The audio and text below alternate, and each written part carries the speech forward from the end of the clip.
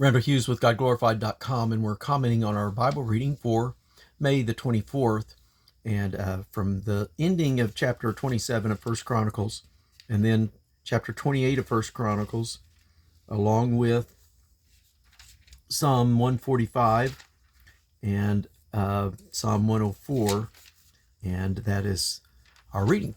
And so Psalm 27 was the continuing of the overseers and officers that David set up, the various ones. Ahithophel, it's interesting to note, was, of course, David's counselor, and he was the grandfather, I believe, of Uriah and Bathsheba. I believe there's a connection there. And we mentioned it back when we read about the David committing adultery with her.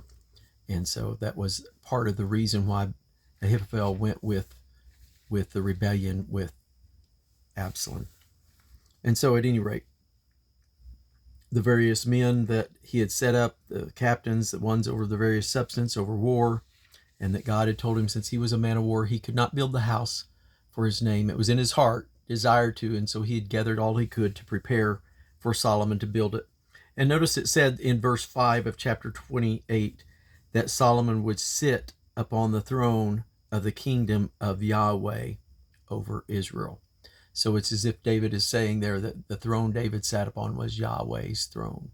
It's a very interesting correlation in some of the typology that we see in Psalm 110 and 1, which many believe was written at the coronation of Solomon, where it says, Yahweh said to my Lord, sit at my right hand until I make thine enemies thy footstool. So some very interesting things. I'll try to put some more together on that for you. But at any rate, here in verse 5, it mentions that he would be sitting on the throne of Yahweh, and God said he would be a father to Solomon, and he would be his son. And if he followed the commandments, that God would bless him and establish him forever.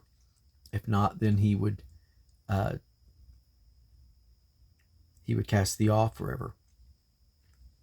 And so some great things in Psalm 145 about the graciousness and compassion of God, and his working and moving, giving meat in due season. Mentions that, I believe, a couple of times in our reading today, and how righteous God is, and that he preserves the righteous but destroys the wicked. And continuing, this is an interesting thing to consider. We often think there's people that have the idea, well, this is how I want to praise the Lord, and God just should like it because it's how I want to do it. David, notice he said it was in his heart to build the temple. But watch what God says through David here in the 28th chapter. In the 12th verse, he says, and the pattern of all that he had by the Spirit of the courts of the house of Yahweh, and of the various treasuries and various things.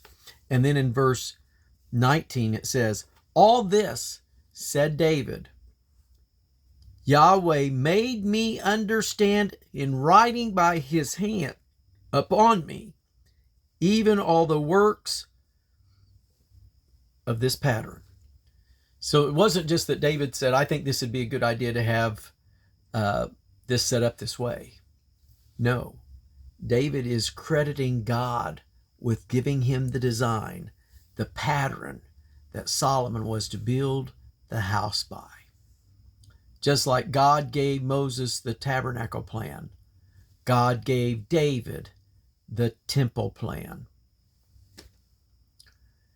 And I think it's very critical and important, I believe, that both were made according to the pattern that is in the heavens. And that is what John saw. And I believe that's what Isaiah saw a glimpse of. That's what Ezekiel saw a glimpse of. That's what Saul had a glimpse of. Stephen had a glimpse of. And so some interesting things there to consider and think about. Even Jacob had a glimpse at it. And so it was something God gave to David. It wasn't David just said, this is what I think would be good for God. No, it's usually not. And just like with carrying the ark, the proper way to do that was not just what everybody thought or what the Philistines thought, but God had a way to do it. And so if there's anything we learn from the types and shadows in the Old Testament, it is that God has a plan, and he expects that plan to be followed. without deviation. And there are consequences for deviating from the plan of God. And so we want to make sure we're following his plan in the New Testament, the plan that he has given for salvation.